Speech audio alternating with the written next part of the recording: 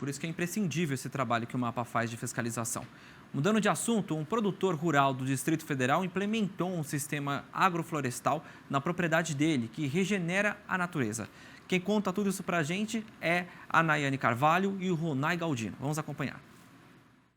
Eucaliptos, bananeiras, pimentas, morangos, cada um cresce em seu ciclo, em 2 talhões espalhados nesta área de 2 hectares em Braslândia, no Distrito Federal. O planejamento da agrofloresta, ele foi progressivo.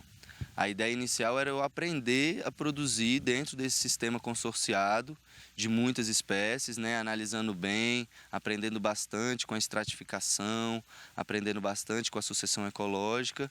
A produção do Osmani é o exemplo de um sistema agroflorestal que concilia o plantio do que é necessário para se alimentar com o que gera a harmonia no planeta. A gente produz, a gente adensa o sistema, analisando o ciclo e o período de produção de cada planta dentro de um processo de estratificação.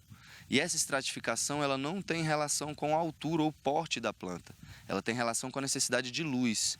Então a gente posiciona as plantas de acordo com a necessidade de luz e o tempo de produção.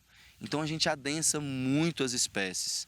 E aí da mesma maneira que a gente estratifica as copas e as plantas em cima do solo, por baixo do solo a gente também cria essa estratificação.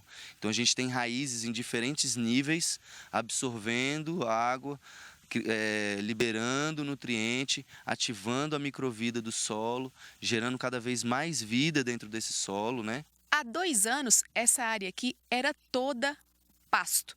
Hoje, já são plantadas mais de 200 variedades de plantas. Foi uma otimização que o Osmani fez para regenerar a natureza, que já geram frutos, alimentos orgânicos que são vendidos em feiras, restaurantes e entregues a domicílio. E o que sobra, e depois do morango colhido, já é usado para adubar. Isso mesmo. A gente tem aqui uma produção de morango, né, que a gente durante o período da seca teve grande produção, foi bem colhido.